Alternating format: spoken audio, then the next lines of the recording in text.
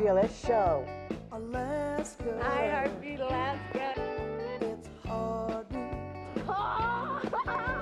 Alaska. Pull up a chair and enjoy the show. Hear it from Sitka to Barrow.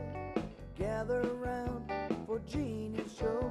It's the Aleut, the Indian, and the Eskimo.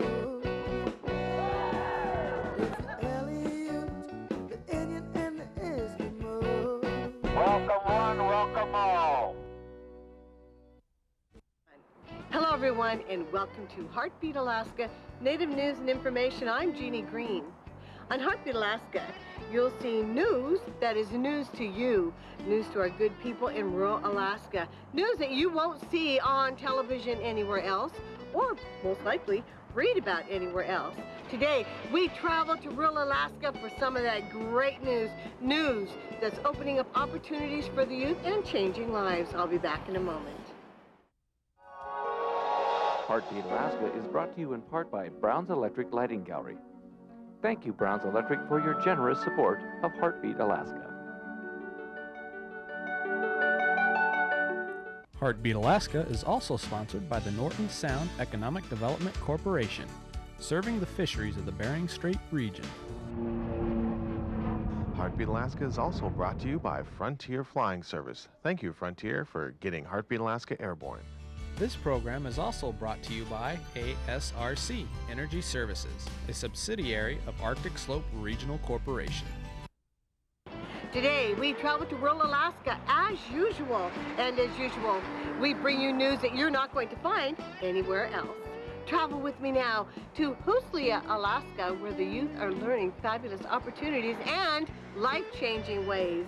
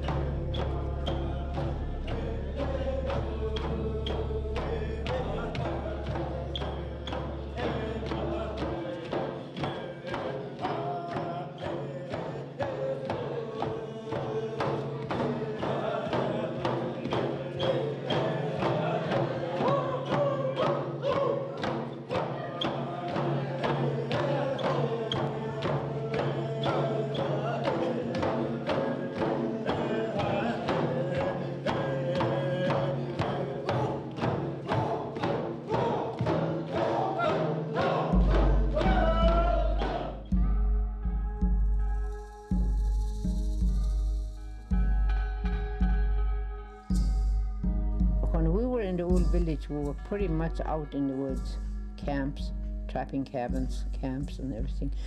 And I remember I tell story lots in the school to the students, and they asked me if we used to stay in camp, how long we stayed in camp. And I start telling them how many times we moved, and we moved 9 times and 12. 12 was the most. Catherine Olin Atla doesn't just know the history of Huslia, she lived it. Catherine was born in one of the many camps the Athabascans used in this part of the interior.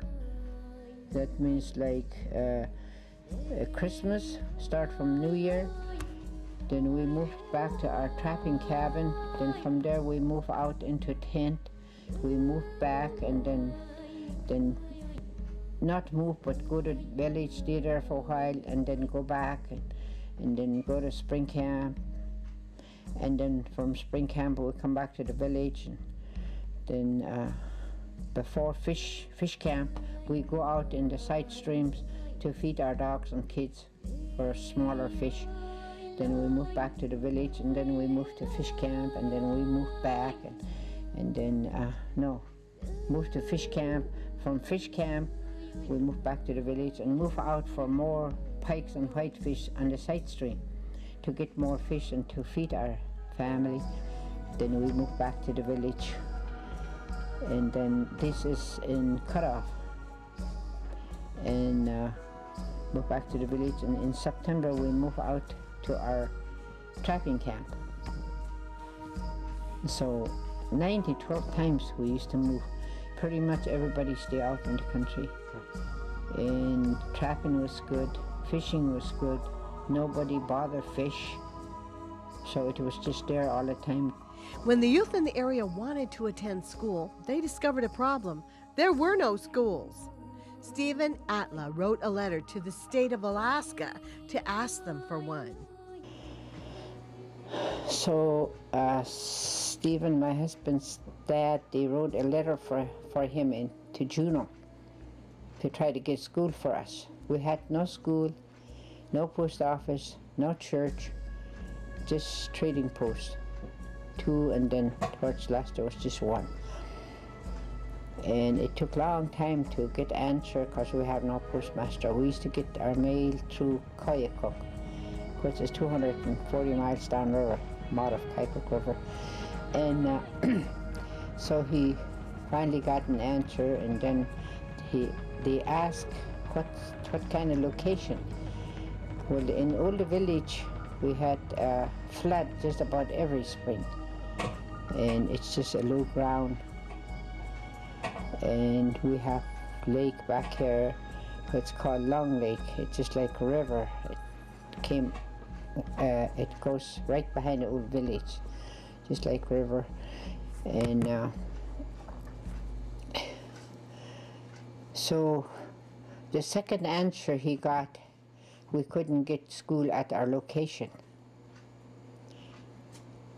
And so my husband Stephen's cousin Jimmy Huntington, he was pretty much ahead of young people, like hunting and everything. And he asked his cousins and other young people if we could move. We have to get school. And so they talk about it during the winter, and then that next summer he decided to move. It would take a tremendous amount of work to build a new village on a site that wouldn't flood every spring. But they still didn't have a school. Then they got an offer they couldn't refuse. And in 1950, Bishop of Alaska, Bishop Gordon, Episcopal Church bishop, and some doctor, I think, was with him. They came here during the holidays, Christmas and New Year's holidays, and they had meeting with them, just few, and asked about school. And so he, at the time or even after, he told them, if you want to hit and got the logs, oh that's right, at the time, if you want to hit and just cut logs in the spring and build the house, and the Episcopal Church will furnish the material for roofing and windows and everything, just logs will have. So that was good. They went for it. So first thing in the spring of 1950, all the men went out and they cut logs. And they started building right there. And then they finished the house, all finished with logs. And then in first boat, the Episcopal Church sent a material from Fairbanks to Neenanen, come up here. So as soon as the material came, they finished it. No pay. And it was hard time too to feed our kids. We had about 5 kids by that time, but they all went for school. So they built the school and then they finish it once the material is here. The vision of these first settlers paid off. Within 3 years, they not only had a post office, an airstrip, and a road. The state built them a new school. Still, other things we take for granted were slow to come to Huslia. There was one phone in the village for a while. That was great. We all used to go there, and we don't know how to make phone call. I didn't anyway. Maybe other people did, but I didn't know how to use phone. I never seen electricity till I was 18. First electricity I saw. I never had a bed till I was 17. And finally, somebody made a bed out of boards, lumber. And see, kids don't know that. They're sleeping on the bed all the time. And we used to just scrunch up to each other. And teenagers, we all have to sleep together, little kids. My little adopted sister slept with me till I got married, because we can't have extra beds. We don't have enough material and things like that. It was different. Catherine remembers when almost all their food came from the land. But she's careful not to preach to the youth about the way things used to be. But it's nowadays it's just really modern. Our poor kids don't know nothing about long ago, and I always say it's not their fault. You know, don't tell them that it used to be good. They think they're not good. You have to be on the young people's side. The youth in the villages share the burden of trying to keep up with a modern world that is far away, a world that is simply not a part of their village. They're caught in between two worlds. You know, the changes and the new ways. And the new ways have more stuff than we had, like even in their school. I think they're trying hard to keep up with the world. It's easy for them to feel lost while groping for balance. That's why these youth are spending 3 days here. And so that's really important. If we're going to talk about community service, it's really we're going to want to fit it to her. We're going to want to maybe work with a mentor for that community service. She's working with a mentor to do a particular service, a particular kind of community service. We want to. The Tribal Youth Justice and Career Fair is the combination of two great ideas.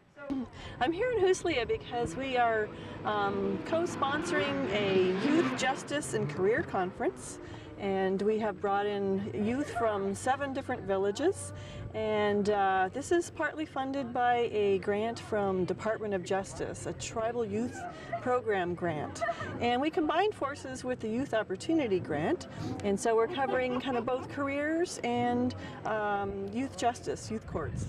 Basic ones are speak from the heart. You know, talk about those things that really mean something to you. Youth courts are appearing all over America as people realize that the juvenile justice system often fails to keep youth out of trouble. In a youth court, teenagers decide the consequences for other teenagers when a law is broken. When a youth stands before others his age and is held accountable for his actions, repeat offending drops dramatically.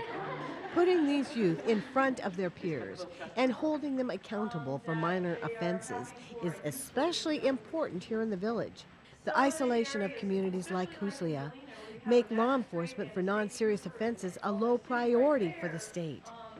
With a youth court in place, someone who commits a minor crime receives guidance and discipline before they commit a more serious offense.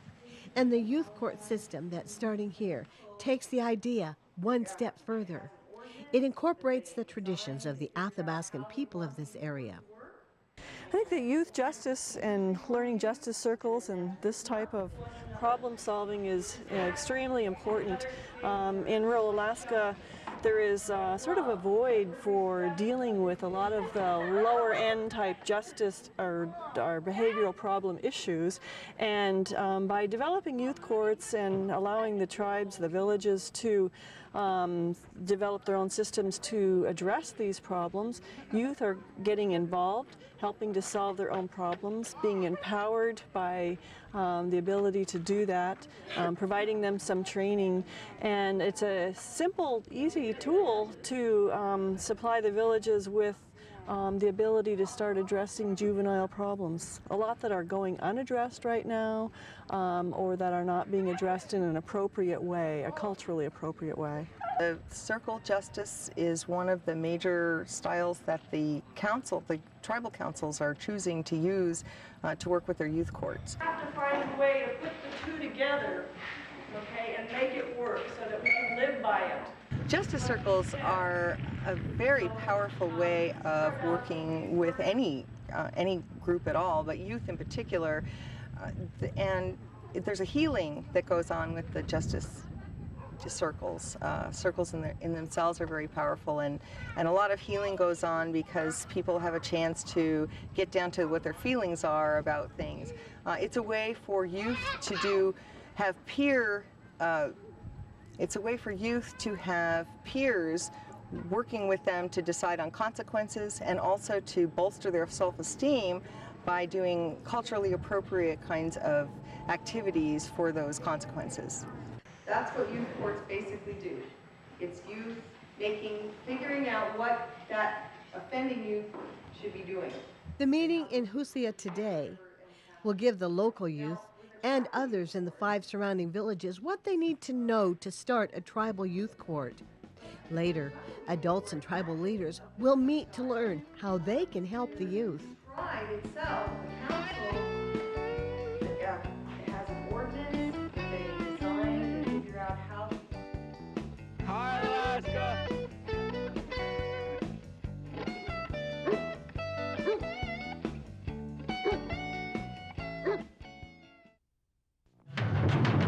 Flying in Alaska? Fly Frontier, the official airline of Heartbeat Alaska. Frontier is expanding again. They've added new routes to Nome, Kotzebue, and the surrounding villages. As you can see, Frontier is now really covering Alaska. So the next time you fly, try Frontier. Frontier offers quick, convenient check-in, low fares, and service direct to many of the villages. Frontier Flying Service is the official airline of Heartbeat Alaska. Make it your official airline too. In the 1890s, pioneers carved a railway through the rugged mountains between Skagway and the Klondike. More than a century later, the White Pass and Yukon route still makes this legendary run.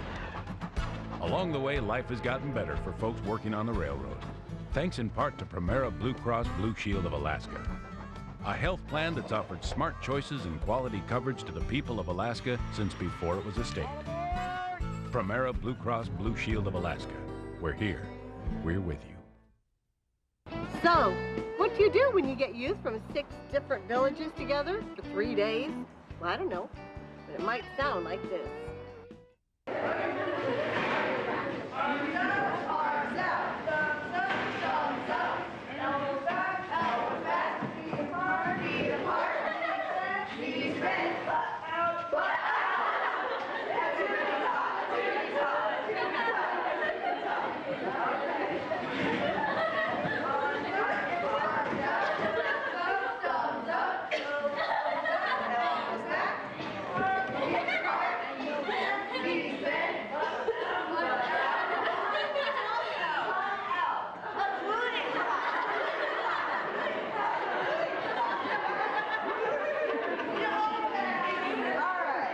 But the meeting is about more than tribal youth courts. It's about the youth from these 6 villages spending precious time together. Though these villages are considered neighbors by Alaskan standards, they are separated by miles and miles of wilderness. These youth can't just hop in a car and visit a neighboring village. Hard worker gets things done, man. You can talk with your archer later. Things are awkward at first, but soon new friendships are being forged and something important is being built. Be on time. That was fun. It was fun. Yeah, we met a lot of people. The self-esteem is probably one of the biggest issues well, all across America, but especially among youth. The low self-esteem leads to all kinds of behavior problems, aggressive behavior and substance abuse and these type of problems. And so if we can adjust justice from the aspect of self-esteem and create consequences for problem behavior that are supportive of building self-esteem, yet holding youth accountable for their behavior, I think that's a winning combination to start to turn situations around and help people grow and heal and, grow through problem behavior. Well, self-esteem, we all need to work on self-esteem, youth or not. And self-esteem is something that when you have higher self-esteem, you are better off in life. You're happier, you're able to perform your job better, you're more of an attribute to your community, and self-esteem is just, it's a part of all of our lives.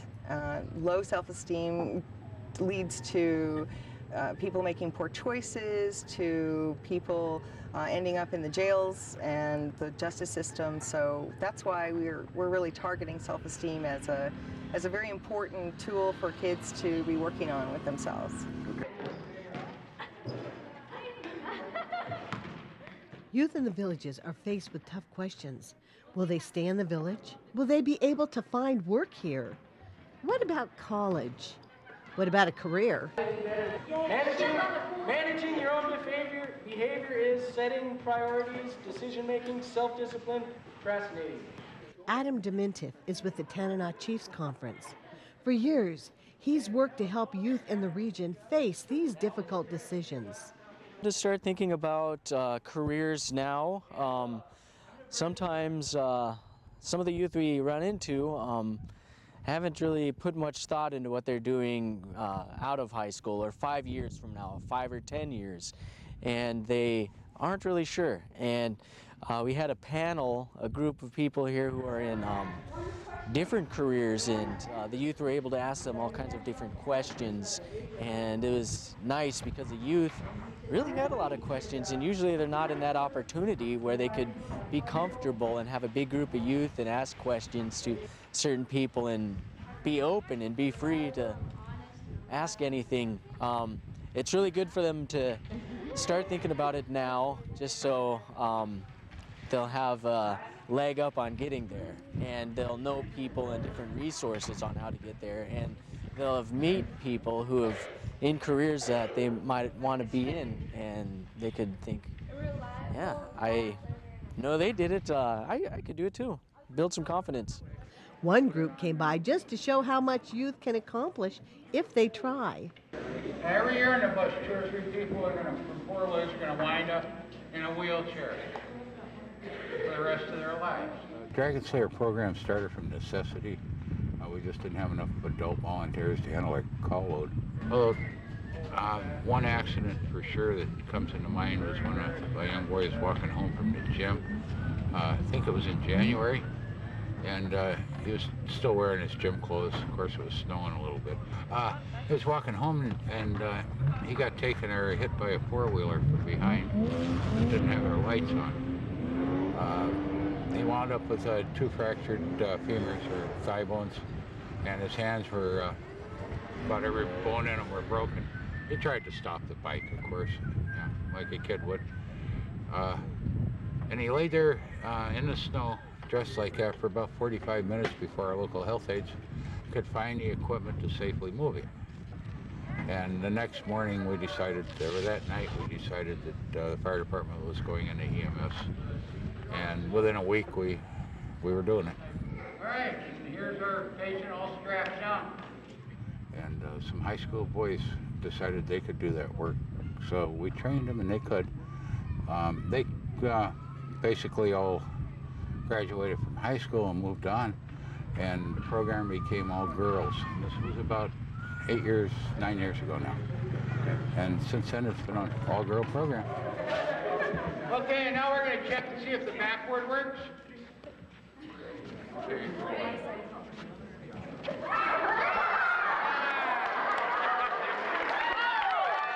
The Dragon Slayers demonstrate the skills required to put on all that gear quickly. They also showed how tricky it can be to find your way around in a smoke-filled burning building. You never go into a room more than you can crawl in 5 seconds. So if something bad happens, you have 5 seconds to get out. That's about the time our turnouts will last. In this case, we're going to give these kids about 30, 45 seconds to get out of the room. We'll see how many make it.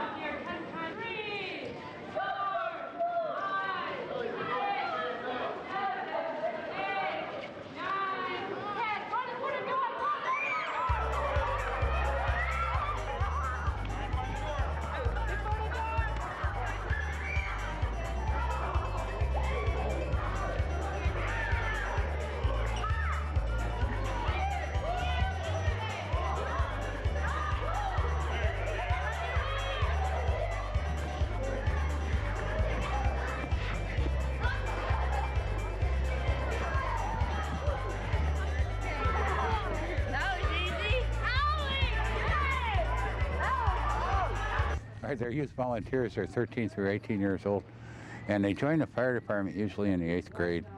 And by the time they're in high school, they getting a little bit handy, and they start running calls with us.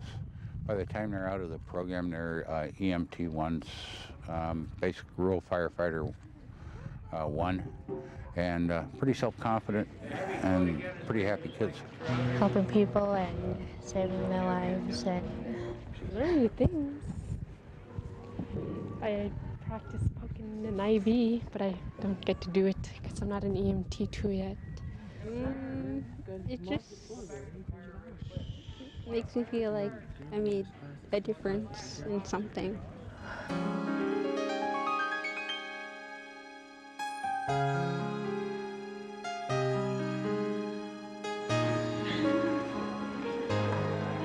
Three days of learning how to keep each other on the right path. 3 days of learning how much they can do with their lives. 3 days of making friends across the wilderness. 3 days of investing in the future of the villages. A lifetime to reap the rewards.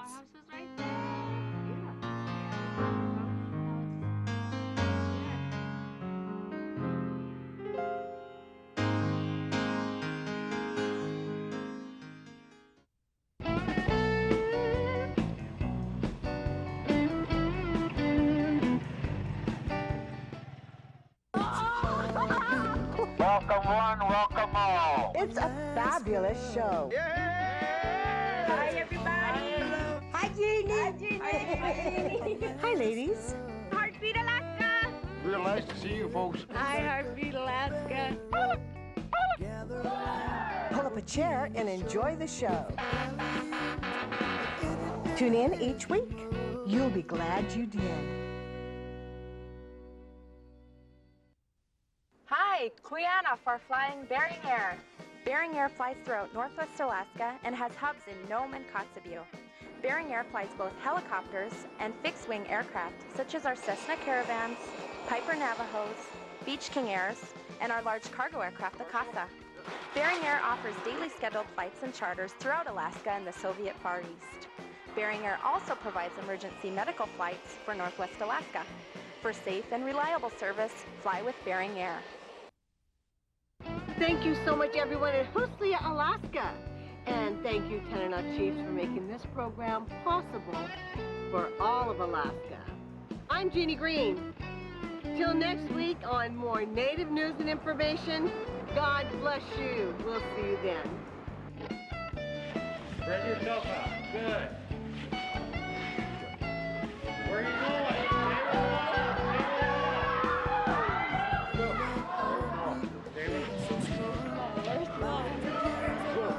Keep your hand